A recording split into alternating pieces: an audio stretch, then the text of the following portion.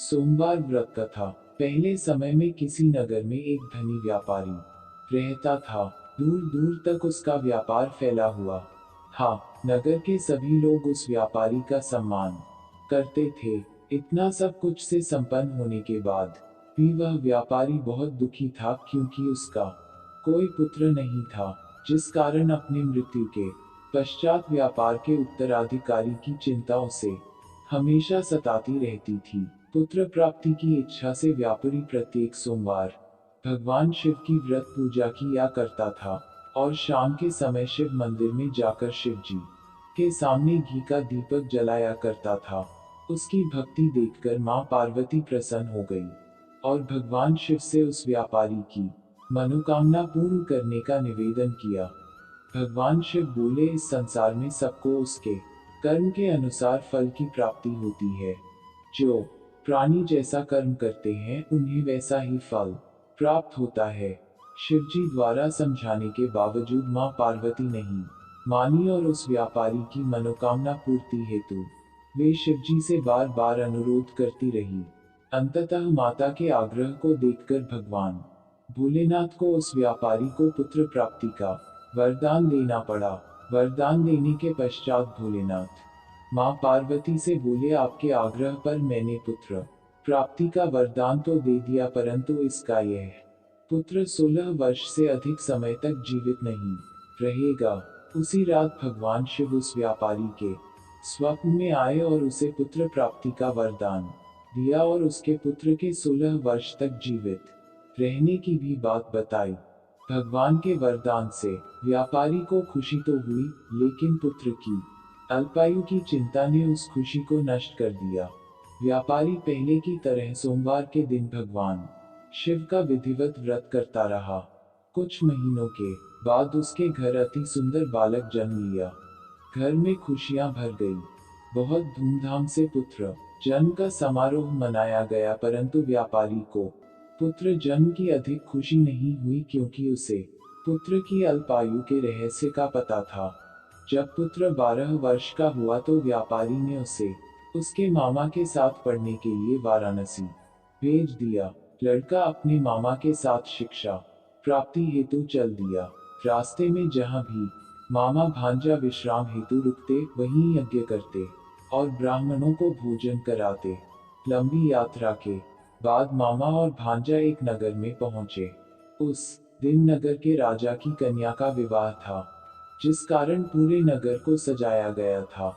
निश्चित समय पर बारात आ गई, लेकिन वर का पिता अपने बेटे के एक आंख से काने होने के कारण बहुत चिंतित था। उसे भय था कि इस बात का पता चलने पर कहीं राजा विवाह से इनकार न कर दे, इससे उसकी बदनामी भी होगी।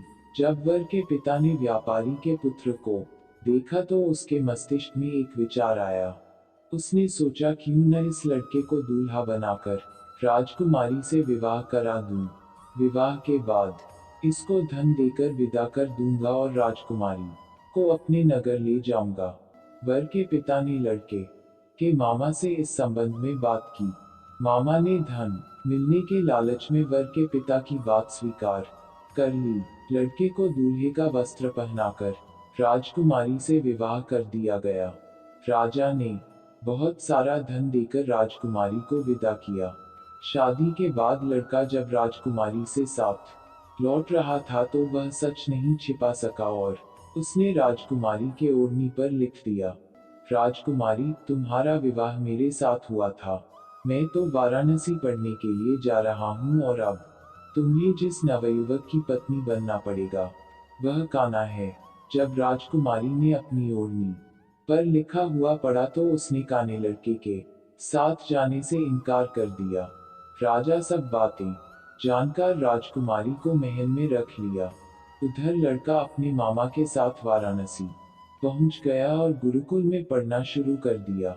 जब उसकी आयु 16 वर्ष की हुई तो उसने यज्ञ किया।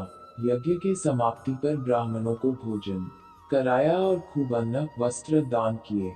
रात को वह अपने शयन कक्ष में सो गया। शिव के वरदान के अनुसार शयनावस्था में ही उसके प्राण पखेरु उड़ गए।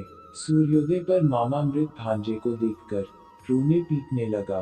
आसपास के लोग भी एकत्र होकर दुख प्रकट करने लगे। लड़के के मामा के रोने विलाप करने के स्वर समीप से गुजरते हुए भगवान शिव और माता पार्वती भी सुने।